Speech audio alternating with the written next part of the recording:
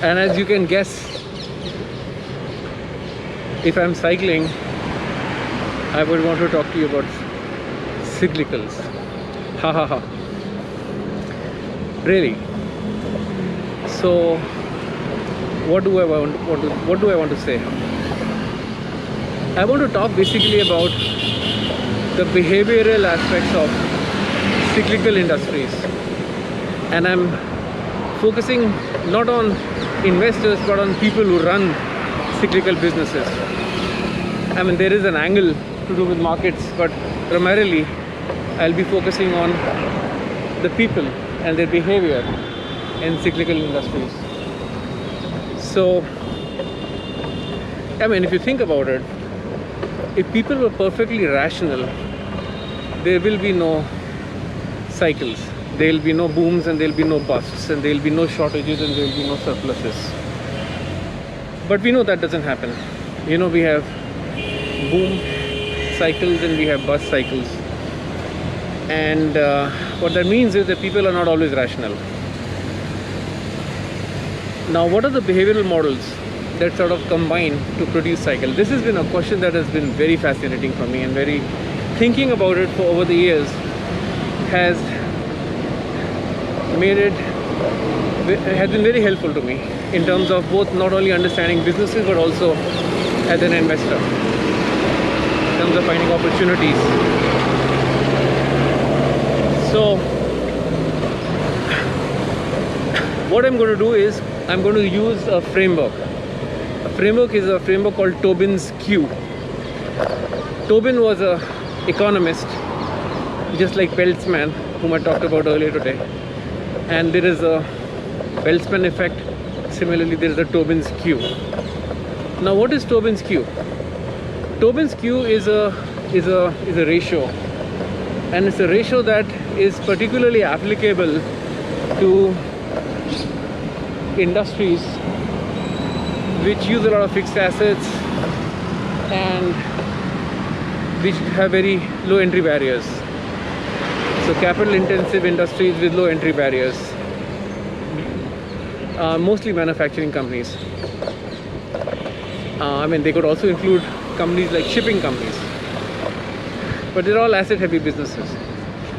And there's this concept of replacement cost of assets, which is basically an idea as to how much would it cost to replace all the assets of this company today. Not when they were created, not tomorrow, today. How do you figure that out? So what Tobin's Q does is it's a fraction, it's a ratio in which you put the market value of the company, of the business, which is basically the market value of all its securities, the market value of all its shares, plus the market value of all the debt. You add that up, you get EV, you get the enterprise value. What is the market value of the firm? And in the denominator, you put the replacement cost of the assets as of now. So if the market value of the firm is equal to the replacement cost of the assets, you will get a Tobin's Q of 1. If the market value of the firm is more than the replacement cost of the assets, you will get a Tobin's Q of more than 1. And of course, if the market value of the securities of the business in aggregate is less than the replacement cost of the value of the assets, you get a Tobin's Q of less than 1. Now I'm going to use this Tobin's Q framework. Once you have that in your head, you'll be able to see how it relates to what happens inside people's heads when they are entrepreneurs. So let's take the example of, let's say, shipping industry. And let's go back in time to maybe 2006, 2007, when there was a commodity boom. China was expanding rapidly. It was importing huge amounts of iron ore and coal and minerals and all sorts of raw materials. And to get that to China, it had to hire a lot of ships. So shipping companies were doing well because A lot of ships were going. In fact, I remember there was an Economist story where there was a beautiful image on the cover where they showed ships that were parked in the waters right outside Australia waiting to get in, because there wasn't enough space in the port to let the ships in to get loaded with the materials which had to be transported all the way to China. And the shipping companies were making a hell of a lot of money. The reason, of course, is that there was a shortage of ships. There was a huge demand for ships. Freight rates were very high. And as a consequence of that, the shipping companies, even the weak companies with weak margins, weak balance sheets, were making a lot of money. And of course, if you put that in perspective and you think that markets tend to track earnings, you can imagine what would have happened to the earnings of the companies in the shipping industry. You would have seen that the earnings are going through the roof, and if earnings go through the roof, there is a tendency of markets to sort of extrapolate into the future the recent earnings performance, and as a consequence the market value of the securities, or rather I should say the equity securities, was high. So high that if you added up the market value of the assets, market value of the shares of these companies, and to that you added debt, you got EVs which were far in excess of the replacement cost of those ships. So in effect, you could get for $100 million replacement cost, $300-400 million of market valuation. Now this is, by the way, a hypothetical example. This may not have exactly happened in the shipping industry, not exactly in the time, but I think you get the point I'm trying to make. I'm trying to construct in my head while I'm cycling a sort of a hypothetical example to demonstrate as to what happens during shortage conditions in commodity industries with long gestation periods. And shipping industry is a long gestation industry. It takes a long time to build a new ship. So when markets see that no new ships are going to come for a while, therefore there will be a continued shortage of ships, and therefore there will be high freights, and therefore the earnings of the shipping companies will remain high for a while. The market valuation of these companies tend to go high and remain high, and that's what appears to have happened. So Tobin's Q can go up way beyond 1. It can go to 2, 3, 4, 5, 6. I mean, imagine it goes to 6. Now you have to think about what happens when Tobin's Q gets to 6. What that means is that if you have ships that cost $100 million to construct today, and if you had them, you can create a company, put those ships in the company, and sell the stock of that company at a valuation that will give you an aggregate market value of $600 million. Now that's insane, isn't it? Because what that means is you're going to get $600 million of market cap or EV for only $100 million of investment. So this is the delinking that financial markets do when they get overexcited about certain industries. So that means that Tobin's Q can go way beyond 1. It, in this case, has gone to 6. Now let's go inside the heads of the people who are in the shipping industry. Now if you are a shipping company executive or an entrepreneur who owns a shipping company which has all these ships which you are leasing out to people who want to get stuff from Australia to China and from China to all over the world, life is cool. You're making a lot of money, and there's huge demand for your ships. That's why the freight rates are high. People are willing to block your ships, pay you money up front, and life is really cool. So what happens next? What happens next is that to the less mature people in the industry, they think this is going to last forever. They think life is wonderful, it's going to stay wonderful, and of course the greed factor comes in. Greed, is of course the fundamental driver in capitalism. And the next thing that you want to do is expand. I mean, you want to expand. You just want to expand. You want to order more ships. Why? Because there is so much demand for your ship. I mean, there is shortage of ships. You want to build more ships. You want to place orders to shipbuilding companies and say, make more ships for me. And then the bankers come in. They tell you, Saab, why are you taking one ship? You're doing so well. You can afford 3 ships. Why don't you place an order for 3 ships? Money is not a problem. What am I for? I'll give you the money. So they have these so-called helpful bankers, and they have their own ambitions and greed, and they build these models which are full of overconfidence. They extrapolate into the future something that will mean reward ultimately, but their models don't predict that. And then there are other factors like envy. Envy is a big driver of human behavior, although you don't find it in psychology textbooks, or at least you don't find it as a causal factor of how people really behave in the business world, but it is big. I mean, that's what Charlie Munger taught me, and I've seen that. So what happens in this hypothetical example is that you will see that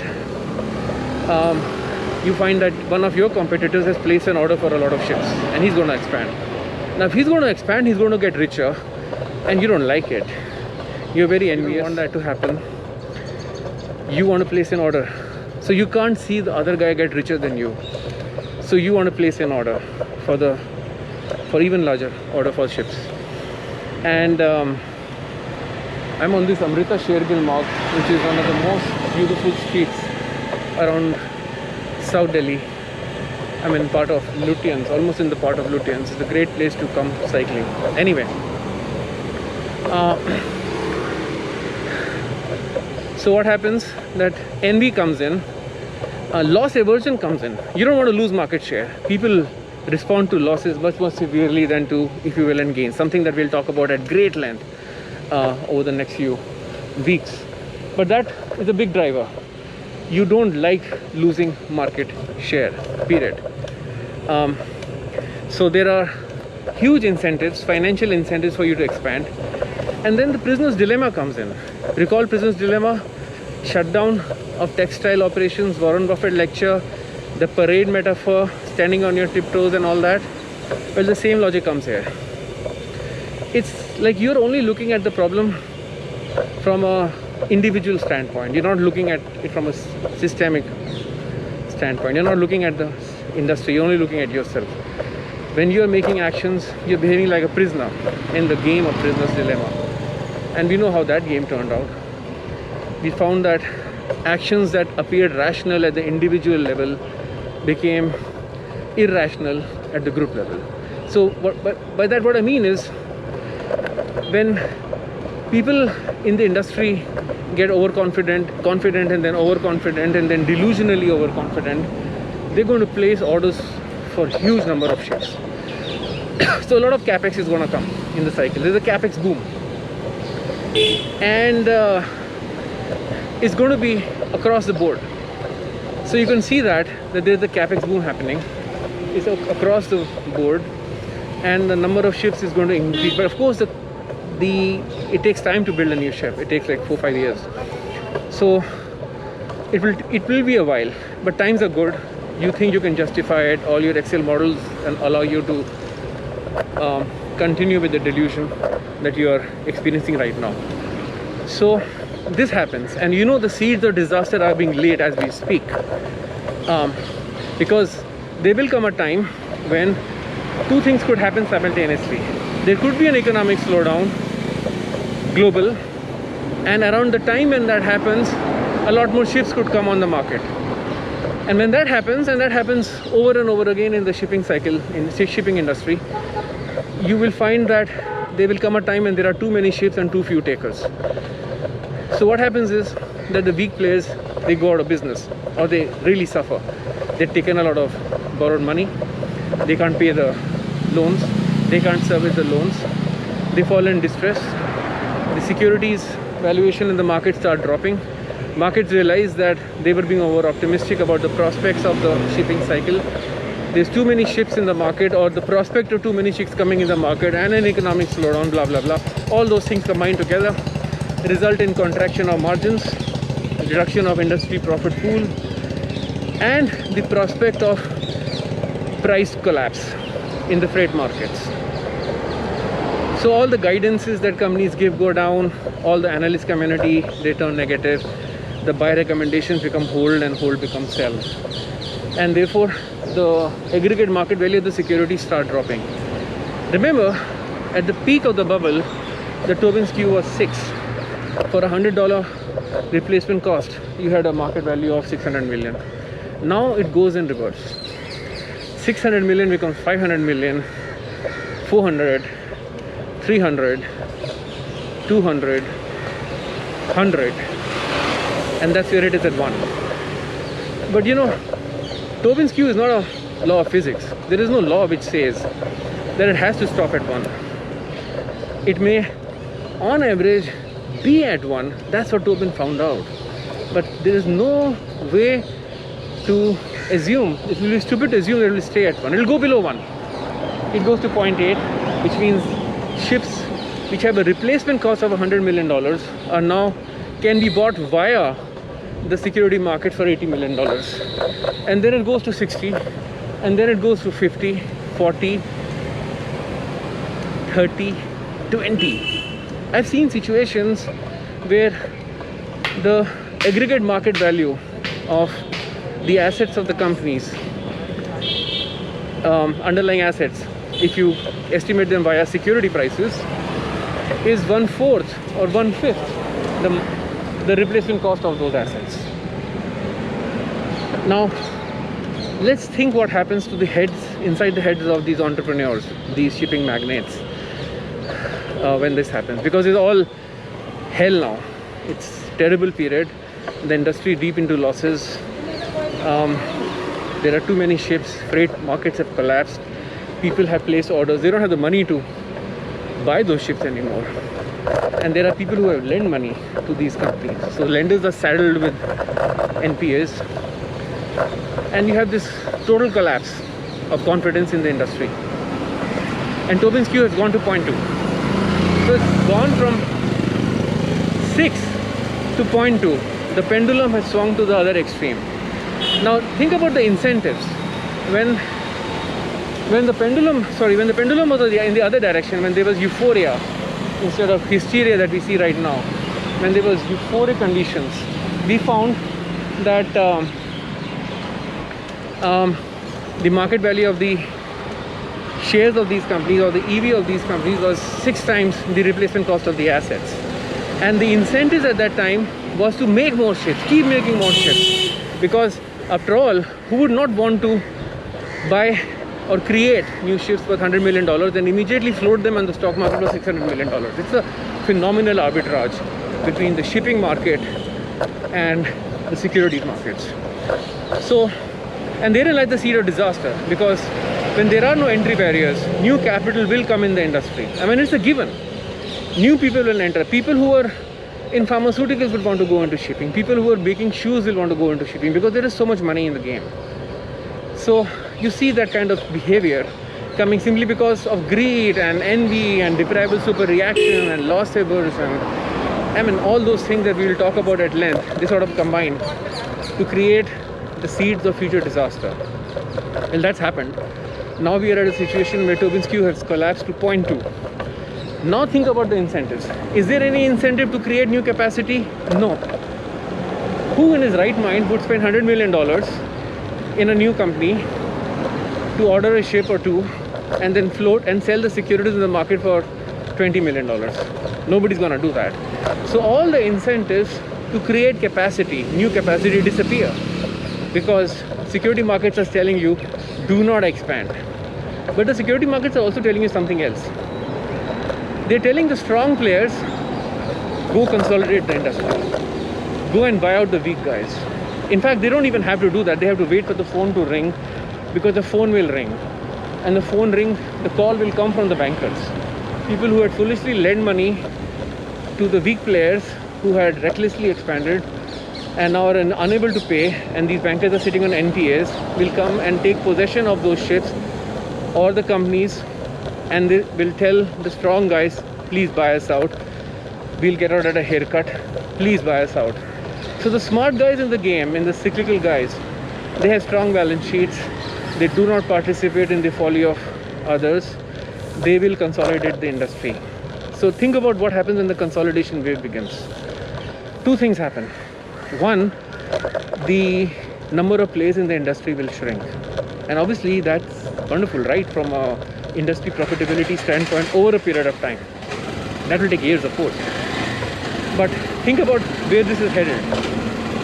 You're going to see a drop in the number of participants in the industry. The industry participants will drop.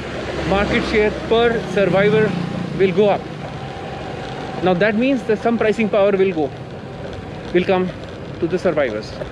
That, when you combine with natural growth of economies over a period of time, will create a situation where the cycle will come back. I mean, the whole thing about cycles is that good times never last, bad times don't last either. So the strong players will end up consolidating the industry. And the second thing, as I was mentioning, will happen. The first thing was the number of players will go down. The second thing will happen is that these players would have expanded. These players would have expanded without increasing the capacity of the industry. So the expansion of the strong players would have come without any industry capacity expansion. And that means when the demand for ships goes up again, the pricing will improve far earlier than in the situation where industry capacity had increased. So that's what happens in cycles over a period of time, over and over again. The problem is that while we know what's going to happen, it's hard to predict when it's going to happen. And that's one of the key lessons that I've learned over the years, that knowing what will happen is not the same thing as knowing when it will happen. Whatever you're predicting must happen. Okay, so what else? I mean, you will notice that there is one big model that is playing out here, which is mean reversion. Mean reversion is a very powerful model, and people who invest in cyclical industries inherent and do it successfully are very much aware and are totally at peace with the idea of mean reversion. When they see a massive expansion of margins in an industry which is basically inherently cyclical, they don't fall into the trap that many other investors fall into, which is that they don't buy into those industries at that time. You think about what happens, when you pay what appears to be a very reasonable multiple, let's say a low double-digit earnings multiple, for earnings that are peaking out, which are insanely high, which will go down, then you're effectively paying a high multiple of average earnings, right? Now you think you're paying 10 times earnings, 7, 8 times earnings, sometimes even 4, 5 times earnings, but are incredibly high peak earnings. That's a trap. You're walking into a trap. Smart investors don't make that mistake. They actually buy at what is technically a very high PE multiple stock, because the earnings are not there. The denominator is missing. I mean, when the denominator is zero, when the earnings are zero, technically you're buying it at a PE multiple of infinity. Because the way PE multiples are calculated is that you take the denominator for the last 12 months or 12 trading months or last 4 quarters. So what really the cyclical investors focus on is average earnings over a cycle. They don't look at current earnings, they don't look at next year forward earnings, they look at average earnings over a cycle. And they buy when the businesses are cheap in relation to replacement cost. They know when the cost, when the aggregate market value of these securities have gone well below replacement cost, mean reversion over time will play out and consolidation will happen, and as a result, over a period of time, margins will expand. There are already conditions in place for that to happen, and whenever that happens, good times will return. And with that, I end today's third lecture. I mean, 2 mini lectures and 1 big lecture. Have a wonderful evening.